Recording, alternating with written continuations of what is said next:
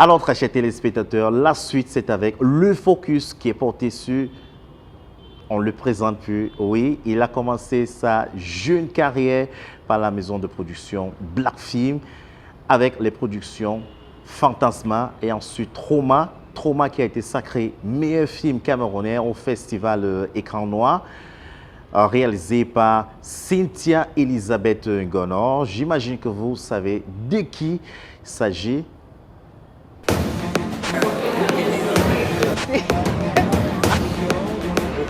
Salut, je suis Daniel Sang, acteur de cinéma. Je suis Bassa, plus précisément de la zone de Babimbi 2. Meillera Bourbabasso, c'est-à-dire je salue tout le monde en ma langue. Mon mets traditionnel préféré, c'est le coq avec le manioc. Le cinéma camerounais, je dirais plutôt que c'est lui qui m'a trouvé. Parce que, à la base, j'avais jamais pensé à faire le cinéma. Donc quand je commence avec le cinéma, je me fais contacter sur les réseaux sociaux par quelqu'un aujourd'hui qui est un ami, Abdou Zoé. Et voilà, c'est lui qui me fait la proposition de me faire rencontrer une maison de production, Black Films. Donc c'est là-bas que je vais faire mes premiers pas. Je subis une formation accélérée en actorat, en écriture, en montage aussi. Donc c'est à partir de là que j'ai commencé avec mon tout premier film, Fantasma. Ensuite, Trauma, avec lequel on a remporté le prix de meilleur long métrage au Festival Écran Noir en 2019. Cynthia Elisabeth Ngonor, c'est ma mère cinématographiquement parlant. C'est elle qui m'a pris la main et m'a appris toutes les bases du cinéma. Voilà, jeu d'acteur, montage. Je dirais que les petits pas que j'ai faits jusqu'à aujourd'hui, c'est en grande partie grâce à elle parce qu'elle m'a appris le nécessaire pour pouvoir prendre mon propre envol. J'ai eu la chance et la responsabilité de me faire appeler directement par M. Ebenezer Kepombia. Donc, il était encore en Italie, je crois, et il m'a écrit sur ma page, me demandant mon numéro WhatsApp, chose que j'ai faite immédiatement. Et voilà, c'est de là qu'il m'a parlé du projet. Et lorsqu'il est rentré, on s'est vu, on s'est entendu sur les petits détails et voilà, on a commencé l'aventure. Toute seule dans un bar, une femme mariée. Non mais quel message tu renvoies aux hommes qui te regardent? J'étais stressée à cause de la dispute qu'on a eue. Bon, je dirais que pour moi, c'était une nouvelle expérience parce qu'avant la série Madame Monsieur, j'avais jamais joué dans une série. Et c'était l'occasion pour moi de collaborer avec d'autres acteurs parce que j'étais habitué à travailler avec les acteurs de la maison de production Black Films. Donc, j'ai été plutôt bien accueilli par les aînés, Rigobert Échou, Rigo le proprio, Erwin Gage, Émile Dani Basson, Muriel Blanche, et M. Ebenezer lui-même. Donc, ça a été très facile pour moi de m'intégrer. Bon, c'est vrai, au début, je cherchais encore mes repères, je cherchais l'équilibre. Et voilà, avec le temps, on a pu s'accommoder et trouver des points d'attache. Et ça a donné ce que vous avez vu. Sur la photo, toutes tes dents sont dehors. C'est comme ça que tu causes avec des inconnus. Ça se voit clairement que tu es en train de la guicher. On parlait des Seychelles et du fait que le monde soit tellement petit qu'on se retrouve encore au Cameroun. Où est le mal à cela? Ça, c'est ton point de vue. Rien ne me rassure que vous n'êtes pas allé plus loin dans vos retrouvailles. Pourquoi ta soeur ne te montre pas la photo où on est en train de s'embrasser, si effectivement elle nous a vu le faire?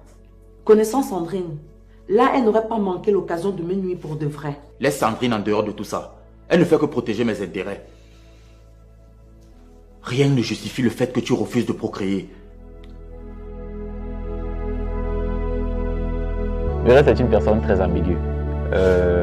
Pour ceux qui ne la côtoient pas, il sera très difficile de la cerner.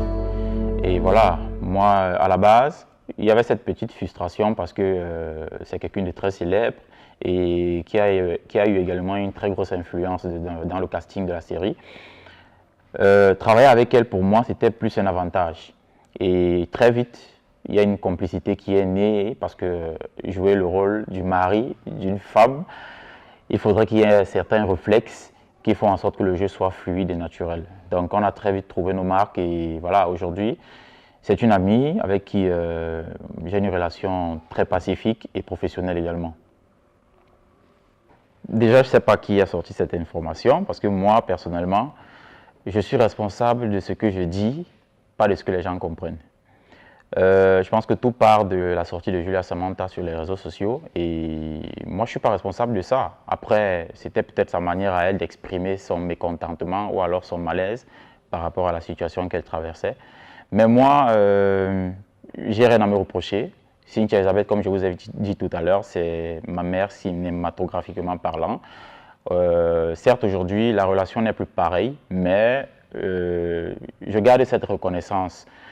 Par rapport à Samantha, je ne le cache pas, je ne l'ai jamais caché. On a eu effectivement une relation qui s'est terminée, peu importe la manière. Aujourd'hui, ça reste une collègue avec qui je partage des projets cinématographiques. Et voilà, ça reste là.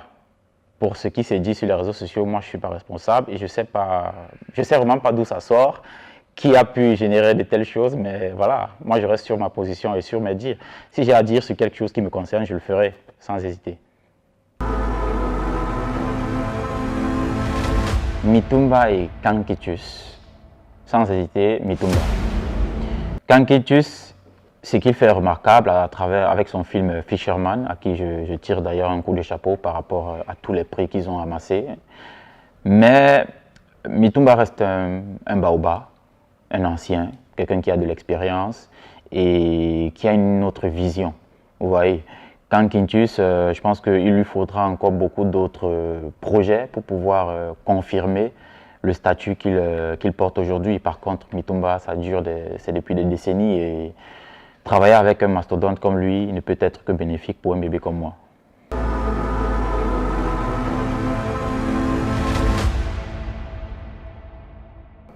Cynthia Elisabeth.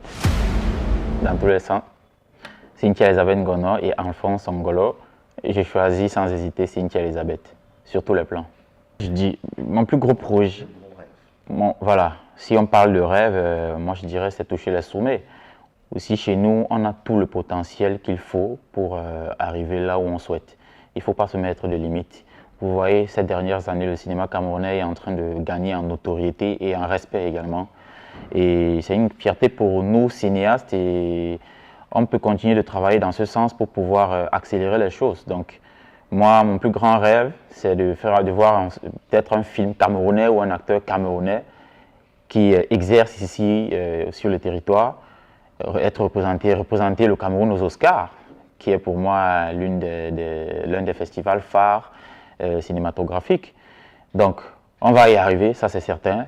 Quand, je ne sais pas, mais ce qui est sûr, il faut travailler pour le faire.